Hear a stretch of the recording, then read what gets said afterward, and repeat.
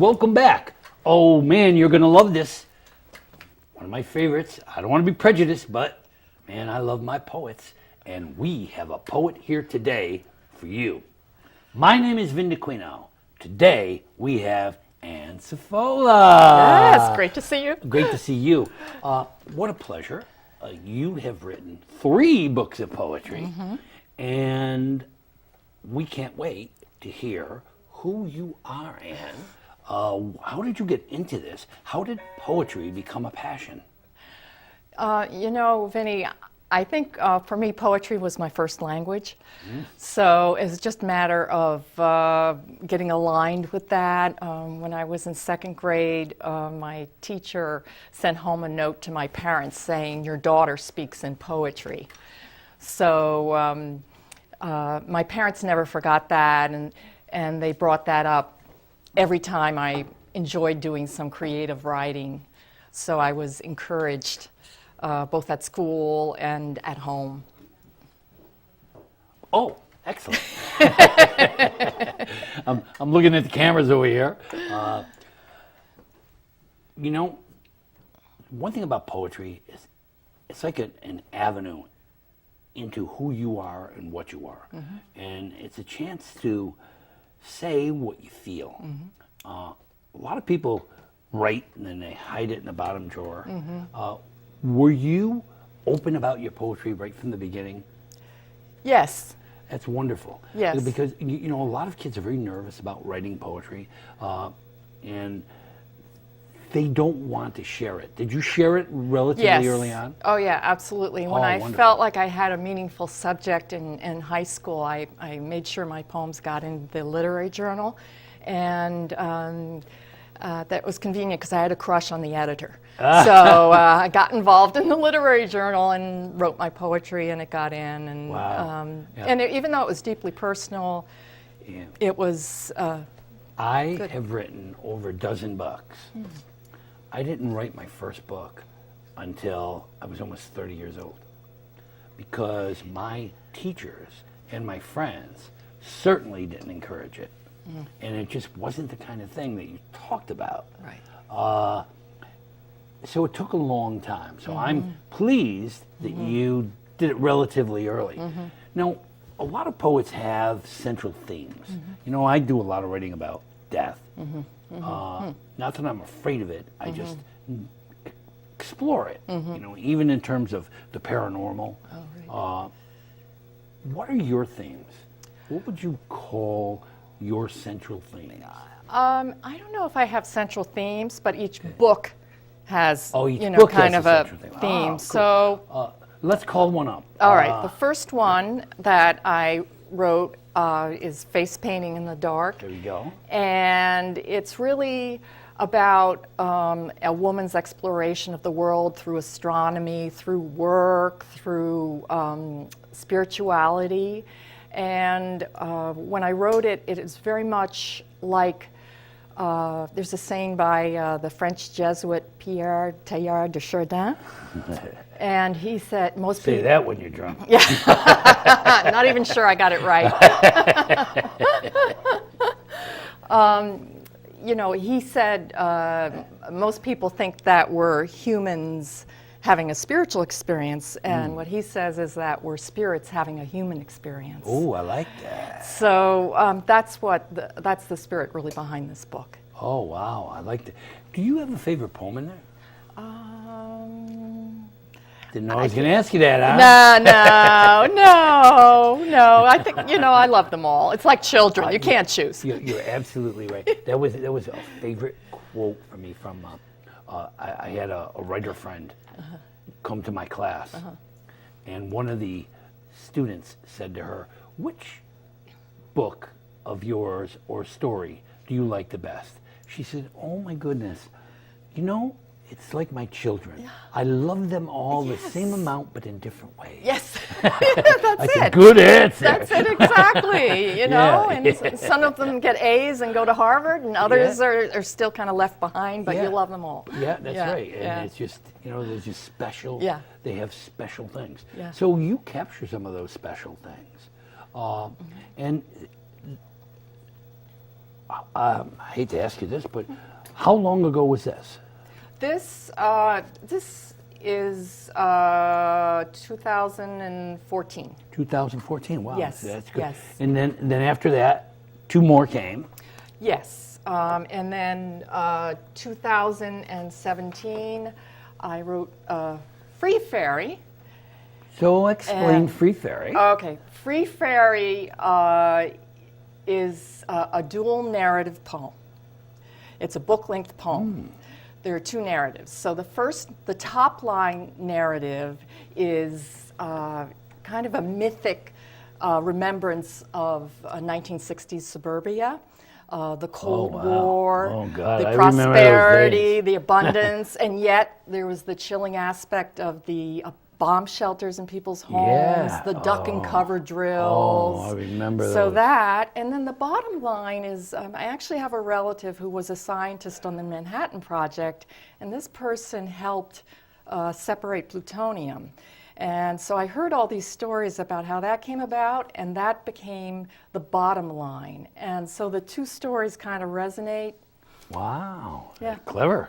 So So it's really basically a story. yeah, it's in poetry, but I'm just going to hold this up because so you can there see. You go. Yeah, they actually have your cover up on the okay. screen. The inside is, now, you see 2 narratives. So the top wow. line is Oh, the interesting. That's an suburban, and the bottom Interesting way of is the way of doing it. scientific.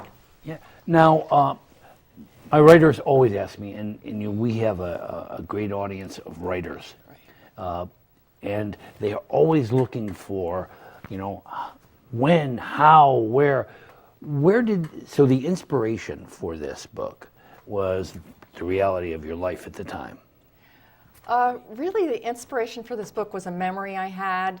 When I was very young, I went downstairs and I found my mother trying to sing The Girl from Ipanema to the stereo. And my mother was a classic 1960s housewife who only made peanut butter and jelly sandwiches. And the idea that she would be trying to sing The Girl from Ipanema blew my 5-year-old mind. And that just stayed with me, and that kind of opened the whole can of worms Yeah. of what was this time about? Yeah. And, women had to be underground, literally. Yeah. So, And I do a lot of public speaking, and I do a lot of writing. And there's something that I say 1,000 times a year.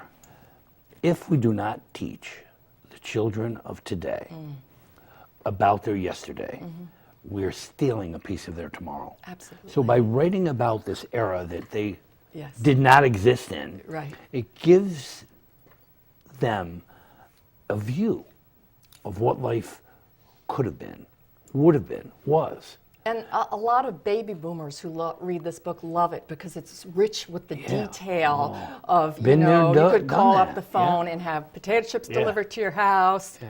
You could have your knives sharpened. Yeah. The guy with the clanging bell would come by and all these things. Charles Chips. Charles Chips. We had 'em delivered. The Borden milk We got in truck. trouble for it, but we had them delivered. The Delwood milk Well, truck. yeah. I mean, there are we things. even had, I grew up in Utica. You know why all the other places had ice cream trucks? Yeah. We had pizza trucks. Oh, And the pizza truck would come by, and instead of the, memories are so vivid, when the ice cream man came, it was SOFTEE, Mr. Softy. And then it had the little thing, and you ran out to the ice cream truck, and then there was the pizza truck, and the pizza truck would come, and you'd buy a slice of pizza right out of their little window. It was wonderful. I wish I grew up on your block. It was crazy days. And then it was normal life. Today, it's a memory of Right. normal life. Right, exactly. And it's gone unless Yes. we keep it alive. Right, exactly. And that's why I fight the way I fight for Sybil Ludington. She truly would be dead if we don't remember her. And we have to remember her. Not only remember her for who she was. Her ride was a defining moment. But she lived to be 77.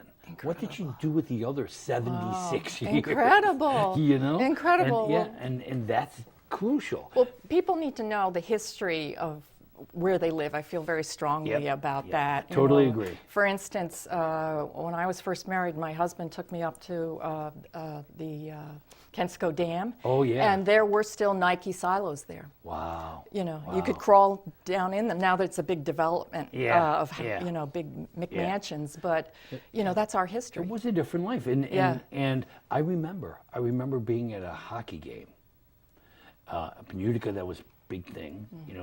The Clinton Comets, and I was at a hockey game, and somebody had a transistor radio, and they just announced that we might be going to war with Cuba because of the missiles, that they had missiles aimed at us. And I was terrified as a kid. I remember wanting to cry at this game. I was truly, truly afraid for my life. So capturing that era is really important. So you wrote a third book. All right, Who is now the hero? Okay, so this, in all fairness, I translated a French poet. Oh, wow. And she lives in Is that one of those names I can't pronounce again? She sounds paisan, Hélène Sanguinetti. So, Hey, it does. but she's French, and I actually had translated another book of hers. But it's been a wonderful relationship.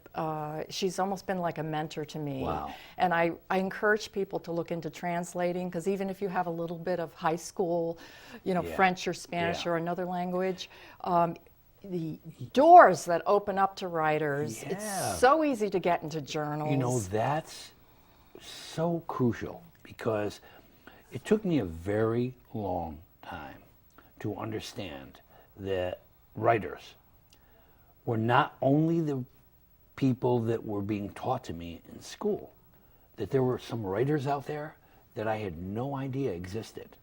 So when I went to college and I was introduced to Black literature, it blew my mind. Because I saw a different perspective for life. Yes. And I saw real living. Yes. I saw rats running across the floor, jumping into a baby's crib. Absolutely. I saw a young man accidentally kill a white girl out of fear. Right. And these books were just amazing. Yeah. Native Son and James Baldwin. And that helped me to realize that there's other people out there, and they don't have to all be from your country. Right. There's people all over the world writing wonderful books and teaching us things about other ways of life. So you capture that in here. And it's difficult work. It's experimental I can writing. imagine. No, it's I can barely experimental. speak English, let alone. Well, I'm talking language. the French is experimental. Like I gave the French to a friend of mine who's a native speaker, and she said I got a headache reading. Oh no. Yeah, but because it's American writers aren't the only unusual people. Right. Well, no, but it's deliberately difficult. Oh, wow. So that's her shtick. Yeah. And I've been along for the ride for about 20 years translating her work. Wow. And it's pretty special. Wow. So now, for all those writers of mine at home, their question to me almost always is, when, where, how? So Ann, when, where, how do you write? Is there a particular place? Do you write at the kitchen table? Do you have a little office? I have a little office. I have a big armchair. Oh, nice. And I like to write pen and paper. I like the tactile you still back feeling. Oh, that's great. There's something about that. Yeah, so draft in the little black and white composition books. Oh, yeah. I still have them. Yeah. When I go home today, one of the things I'll do is leave myself a little note of what I did, and I have that all the way back from when my kids were little. Really? I used to write about. I'm amazed to look sometimes at some of my journals and see the birth of my son. My son's 38 years old, and I have his birth, like how I felt when we brought him home. And times when I would stand and look at him in the crib. And I couldn't believe that I did this. I was part of this, So those moments aren't always in photographs. exactly. And that's what I try to tell writers. Right. Your poems are your photographs. Right. They're That's a great way of putting little it. capsules. That's great. Of I like your that, life. Benny. Yeah. Yeah. So, Yeah. and I'm thrilled to hear you do that. And I'm thrilled, these people who dare to be different Yeah. would be forgotten. Yeah. Sometimes you dare to be different, and people go, "No thanks." Yeah.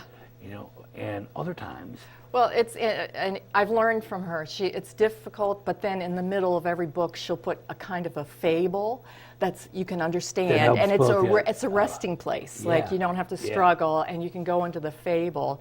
And given she lives in that part of France, in the south of France, Yeah. where there was the troubadour tradition, there's a little bit of authenticity how did you to it. get the first copy of this? How did you first discover I her? I came out of graduate school and I wanted to translate French poetry. So I just sent emails all over France to the Sorbonne and what. The problem is that the really famous people are taken. Of course. So I was There's about lucky. 97 billion interpretations of Shakespearean work. Well, there you go. There you go. And True. I thought I was being so unique when I was in college that I did a whole thing on the sonnets. I fell in love Yeah. with the sonnets. yeah. But so did about 9 million other people. Yeah. So it's a conundrum, and I happened Yep. to find a woman from Texas who was at the Poetry Center in Arles, France, and she said, Wow. "You know what? Try my friend Alain." Wow. And I thought, I don't care what she writes. I'm taking her because I Yeah. haven't heard of a free poet. Yeah. Wow. Wow, that's cool. Isn't it funny how our passions find their own way? Yeah. Yeah, it's like there's a certain doggedness. Yeah, If I you mean- don't give up. Yep. I met Sybil 21 years ago on a sign on my way to my 6th grade English class. There it was, and it said that she rode over this spot to help repel the British with Colonel Luddington in 1777. And you said earlier on this show that you have to know your local history. Yeah. And you do. Yeah. I didn't. So I ended up going to the library and meeting your cameraman, by the way, Andy Campbell, who worked at the library. He handed me this vertical file on her, and I was amazed. And she became a passion for 20 years because I discovered that the story, the biography we knew about her was incorrect. And I spent 3 years trying to write that story. I finally wrote it. Now, almost 20 years later, I go back on the computer and I realize all the mistakes that were made in her biography are back. And people are still repeating the things I corrected 20 years ago. It made me nuts. So what I had to do was I went in and I kept reading. There are people saying that she never existed, the battle wasn't important, her father never was there. Terrible. And it became a passion. And You are a scholar. well, so were you, by Well, all means. no, I- What you did is you gave life. Is this woman still alive? Yes. Oh, wow. Yeah, That's cool. yes, But yes. that's what you did. You found your passion in other people, just as I found my passion in Sybil. She's been dead for years. In fact, my daughter used to complain that she was having sibling rivalry with a woman that's been dead for almost 200 years. But it's true. But that's what poetry and writing is all about. It's following your passion. And you obviously have been doing that with your writing. Now, we talked about where you write. Yes. Did we ever get an answer? Just in my big armchair in my Oh, office. yeah, that's right, the big armchair. Yeah. And when? Do you write Just really in the evening. evenings? Yeah. I write in the middle of the night. I have friends who say, Vinny, did you just send me an email at 3:10 in the morning? Right. And I say, yeah, that's Yeah. my business hours. I'm trying to avoid writing. I'm emailing you because I don't. Yeah, but I'm awake then, and no one else is. Right. So that's my Right, the private quiet. time. Yeah. Yeah. And that's my time to do what I have to do. The only two awake are the cat and myself. And that's my time. Do you think So the quiet aids your It do- writing? well, I mean, the quiet, the global quiet listen, at that moment. when you're ADHD and you're my age, you realize that distractions are not a good thing. So I can't have the phone ring and I can't have anyone at the bell. Right. Sometimes the computer gets in the way because I know I can still communicate, Yeah. and there are some people still awake. Yeah. And I try to avoid that so that I could write. But sometimes I sit down after supper and I don't stop writing till breakfast. And I just go all right straight through the night. And that's me. And that's how many books do you have? about 15 altogether. Okay, well that And shows that's your why. output. I mean, that's why, Yeah, because that's the Yeah. time. Yeah. And so finding who you are as a writer Yeah. is key. Yes. And when you write, where you write, even what you wear when you write Right. is very important because Right. you need to be comfortable. Right. Right. Yeah, It's not only comfortable in your own skin, but Right. comfortable in your own clothes. Right, right. You know, No, it's which is true. really important. Yeah. So what do you wear when you write? My pink fuzzy robe. Too much information. We don't So yeah. So, I mean, and that's really true. Yeah. I mean, sometimes the pink fuzzy robe is what helps us relax Right, and write. right, I mean, I put on my sweatpants and I Right. get comfortable. Yes. And I certainly try not to wear the clothes I wore all day. Yeah. Because it's my time. Right. And Absolutely. time to be in your own head. Right. So speaking of being in your own head, you've now written 3 books. Tell me about the 4th one. Oh, Ah. I think I have the 4th and the 5th in my mind coming along. Wonderful, wonderful. I think one might be another dual narrative. I'm not sure. Oh, really? But You like that feel of the dual narrative? yeah, I like the tension Yeah. and the resonance Yeah. on the page. Sometimes we have to find a style of our own. Of course, I don't have any one of them up here. I've written poems called diary poems. Wow. And what I do is in 10-line poems, I write an entire novel. Wow. And the whole book is written in 10-line poems, unrhyming.